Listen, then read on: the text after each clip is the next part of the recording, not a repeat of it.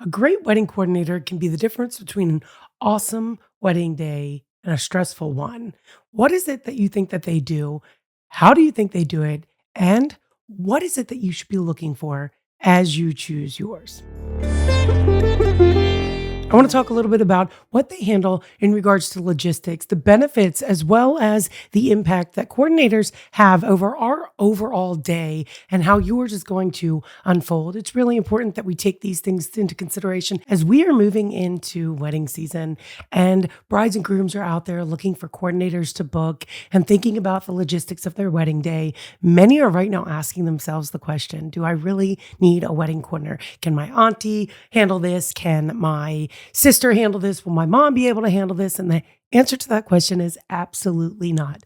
Strinu and I are very, very pushy when it comes to wedding coordination services for a lot of reasons, not only your peace of mind and your family's peace of mind, but all the peace of mind of your vendor team and the overall feel and aesthetic of your day really coming through because you have somebody else managing it other than you. You know, a wedding coordinator is your go-to for keeping things on track and making sure that all the essentials are done. She's the person that in the norm, you would be like, I'll get that. I'll take care of that. Can I do that? Let me do that. She is, or he is, your go-to person. And it's essential that you know what exactly they're responsible for. We belong to some forums in which I see a lot of people posting on these forums and saying what they have expected their coordinators to do versus what their coordinators actually did. And I think part of that comes in the confusion of when you hire someone just for day of versus month of versus coordinating your whole entire event. I often tell people that the fact lays within the lingo because a coordinator is only coordinating the timeline that you have successfully come up with, not a timeline that they've had control of from beginning to end. A planner, on the other hand, they are responsible for a lot more because they have helped you throughout the whole entire planning process. So if the plan fails, yes, I 100% believe that that is a wedding planner's responsibility, that definitely all of it falls on her. And with that, they have a higher price tag because they know what they have to lose should the day fall apart. Whereas a day of coordinator, they take things, they're usually much, much lower in cost, and they have no accountability when it comes to how the day unfolded. Now, if things don't happen as they would happen based on the plan you set forth, that's one thing. It is their job to kind of keep things going, keep things moving, and make sure that everything is executed the way that you've planned. But they're not responsible for the plan that was executed. I know that sounds a little bit sketchy and maybe between the lines, but like I said, it's all in the lingo, folks. And day of is very different than a full-on wedding planner. And the price is going to be equally different. And in that, it tells you so much of what you need to know when you go out there and you book services. So keep those things in mind as quite the essential in knowing what you're looking for when you are about to hire your day of, month of wedding coordinator, wedding planner for your wedding celebration needs. So a fun fact with regards to your wedding planner, they will spend between 15 and 25 hours just on your wedding timeline itself. That's going through all those logistics on there, making sure that vendors know what they're supposed to be doing, coordinating with those vendors, sending out emails, making sure that vendors know where they're supposed to be, when they're supposed to be, and what is expected of them. They also They reestablish what it is that you guys maybe talked about through your contracts, making sure that there is nothing missed in between the lines in terms of whether or not you're getting 8 or 12 hours of service when you might have booked them for 8 and scheduled that timeline for 12. So you don't really often see these hours that are going into that, but the standard between and across the boards of all the coordinators that I have asked for day of planning is that they are spending 15 to 25 hours within your timeline itself. And like, I can't stress enough how important that is and how valuable it is to us as vendors, because we feel that when all those things are went over not once, but twice and 3 times, then on the wedding day, it's almost like you no longer have to think about what it is that you really have to do and what your job is on the wedding day and where you need to be. You should be there before somebody asks you if you're there. It's like someone always says, you should be 5 minutes early rather than a minute late, because it just goes to show a lot about who you are. And when it comes time to asking for those reviews afterwards, the client's not going to be likely to give them. You clients are not going to want to sit there and give a referral or a good review on somebody that just simply didn't meet the mark to where you wanted them to be. Sometimes it's that 1 minute that you'll remember way before all the other amazing things that were put into the day. A lot of us don't tend to think about the things that could happen because we never want to think the worst. But in our long, lengthy career of doing what we do, we have had situations where we have had roads shut down in which shock trauma has had to land, and we have sat there for an exponential amount of time. And it's with those things that we know exactly how to react in order to make sure that our clients aren't upset, that coverage is still happening, the network of people that we have that are on the other side of that accident that are readily available, who will go out and shoot in our absence until we get there, as well as the coordinator handling that in the most sensitive way possible so that our clients are not upset. Really being able to handle and troubleshoot that aspect is a really good quality that great coordinators have. And we have been amongst those blessed to be amongst them. And I can tell you in my own personal experience that there are really only a handful of coordinators that I truly believe I've worked with that have actually had that skill, that talent, and ability to do that in such a way that is soothing rather than stressful. That's one of the big things that you also will get if you ask the right questions to the wedding coordinator you decide to hire. Some of those key responsibilities of your coordinator, as you think about them being the big part of your planning, is what are the responsibilities leading up to the wedding day? Let's say pre-wedding. And that is, of course, like I said, timeline stuff, going over plans, going over walkthrough floor plans, being able to disperse that to all your vendors. Again, making sure your vendors are all in line with the plans that you guys have finalized together, making sure that they have those in hand. And then, of course, making sure that all of your vendors are really showing up on time. Some of the responsibilities of your coordinator on the day of that may not even be seen is making sure that all vendors are showing up and staying on time, delivering what they said that they were going to deliver.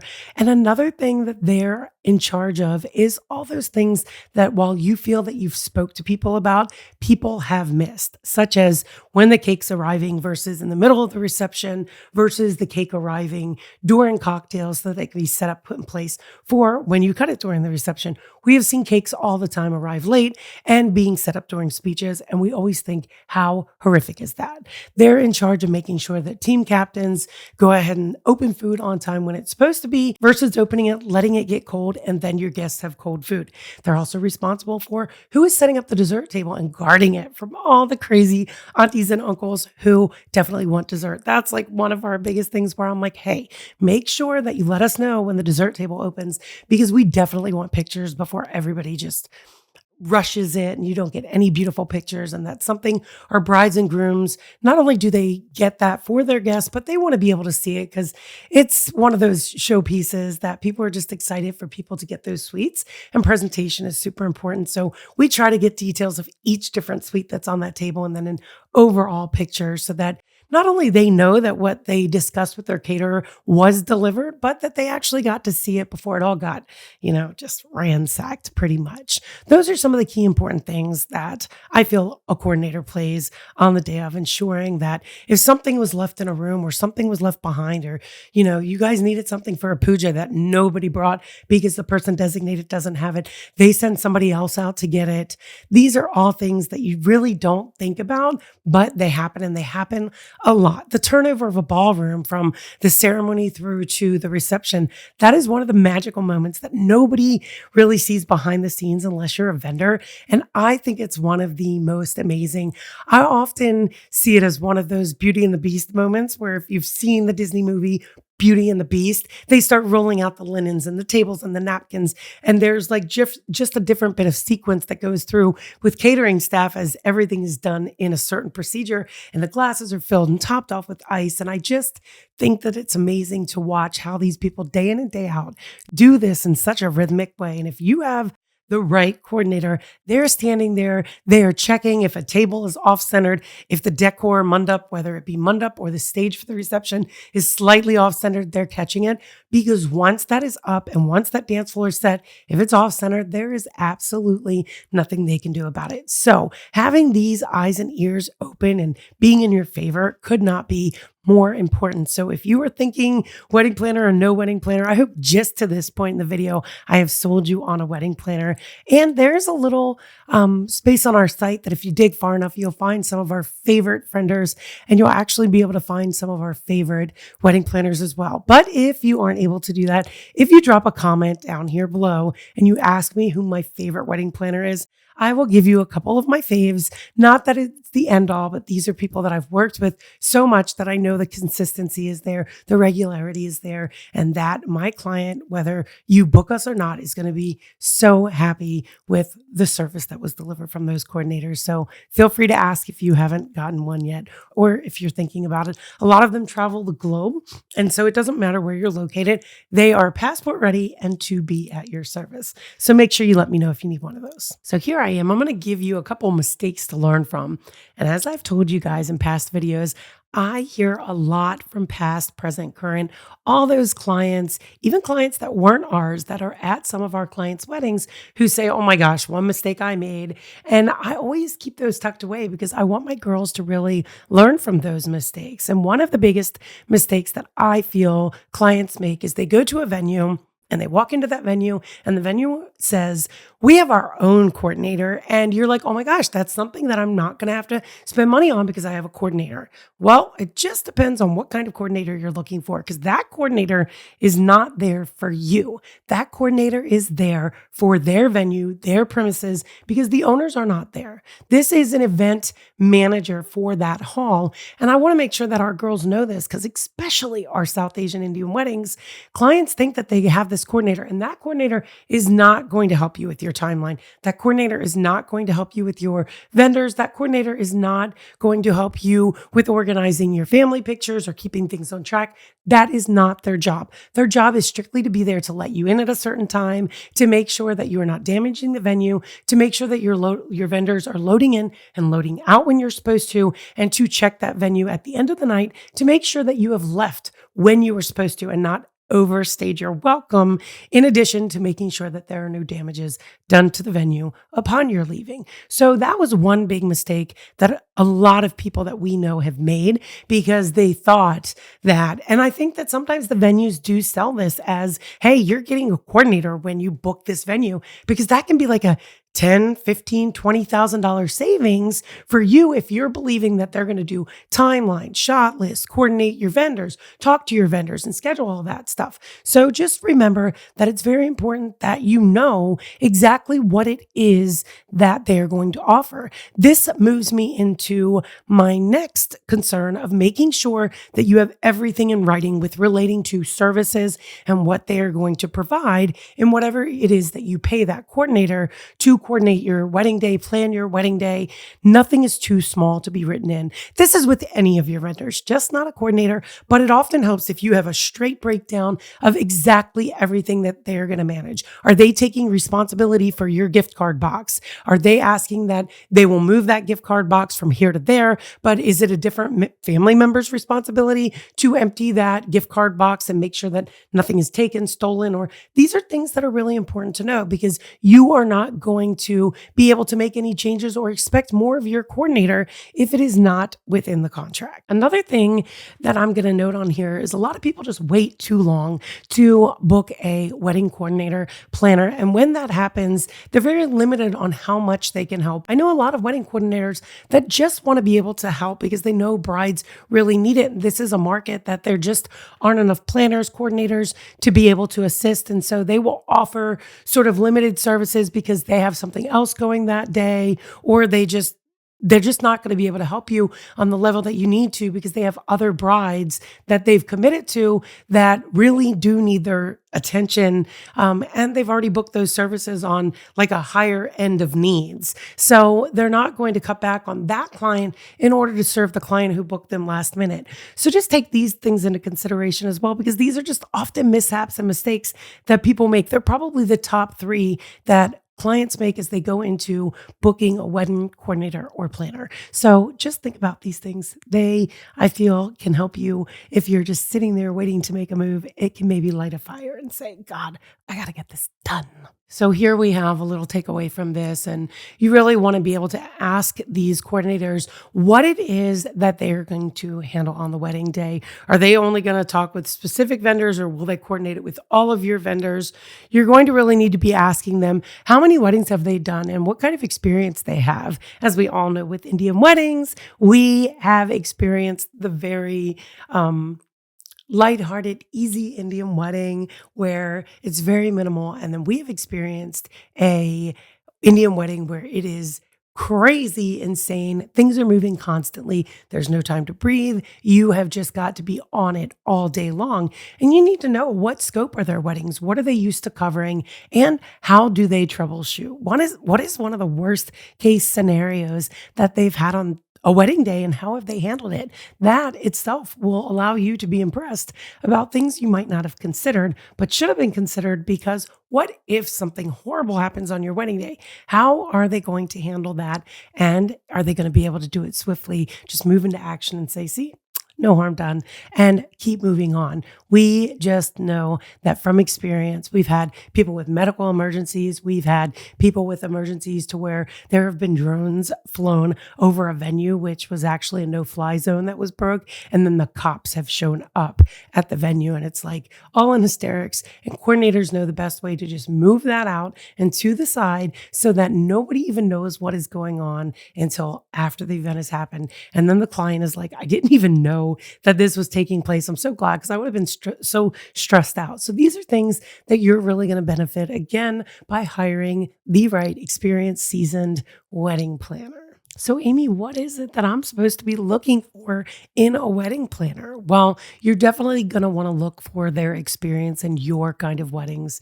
I think I've said it before in a podcast, but when we built our house, we were really looking for a builder who had multiple houses in his portfolio that had the same trim and had the same aesthetic that we wanted. And, we live in a very farmhouse, country, modern feel kind of house. And I wanted to make sure that the things that were important to me, that I didn't have to orchestrate those minute details. And I think just from the experience that your coordinator has with South Asian weddings in general, I would just ask them for some images of weddings they've done. Many coordinators, I feel, are really going to Instagram now. So you can go on Instagram and you can actually see how many of this many weddings that they've done. Is that the aesthetic? And then never hesitate. Coordinators will always tag their brides within their posts. So don't ask for referrals, recommendations, those types of things. Just go onto their Instagram, find 3 brides that they've tagged, reach out to them and say, hey, how was your experience with that coordination team? Would you recommend them again? Would you use them again? And you have your answer right then and there. It's so telling when you see coordinators that have posted and then immediately their clients respond back to those posts and say, oh my gosh, our day was so amazing. Can't thank you enough. Those are the telltale signs that they were remarkable, that they were worthy of being remarked upon. And now they feel that they were remarkable. And that is what you want to see in your planning person as you hire them. Also, a telltale sign of great coordinators, when you reach out to them from the first point of contact, how quickly did they respond back to you? Did they respond quickly, even if they had to let you know they'll get back to you shortly? And then when they told you they were going to get back to you shortly, did they get back to you shortly? And did it seem like you had a place within their time? Because if coordinators are not responding back to you promptly and they're not having good communication and organization skills, it tells a lot about maybe the experience that you're going to have throughout the whole process. And I can tell you that there's nothing more stressful to any of our brides than feeling as though they're not getting responded to, or that it's delayed, or that they just want to move quicker than things are moving because a coordinator is too busy for them and isn't really responding back in a timely fashion. Part of that comes throughout the whole proposal process. You should be able to reach out to any person and expect a proposal back within 24 to 48 hours. Anything longer than that is, to me, way too long for somebody to respond back with regards to giving you a price for their services. When we started looking at real estate and got into the real estate market, one thing that we learned is that if you reached out or our agents reached out regarding a piece of property or house and they were not being responded to right away, our agent used to always tell us they're not responding right away because they are entertaining other offers. And I've always kept that in the back of my mind because I'm like, how true is that? And come to find out, we learned in a couple cases that it very well was the case. So if they don't have time to get right back to you, it's a telltale sign and it's time to move on and find somebody who will, because it's that person that is really running their business like a business and they're prioritizing on a first come, first served basis. And they're going to be the ones that really work hard for you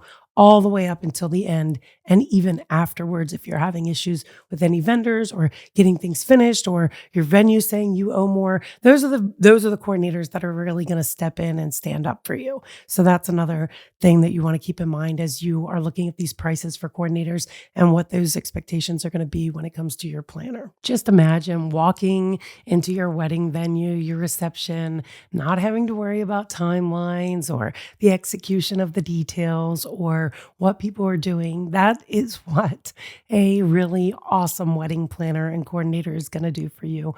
They are going to give you a absolutely stress-free day where you don't have to think about anything but the amazing that is unfolding because all the time, effort, and energy you put into planning your day. Guys, I can't tell you enough how much I am stressing for you to go out there and find yourselves a really amazing wedding coordinator or planner.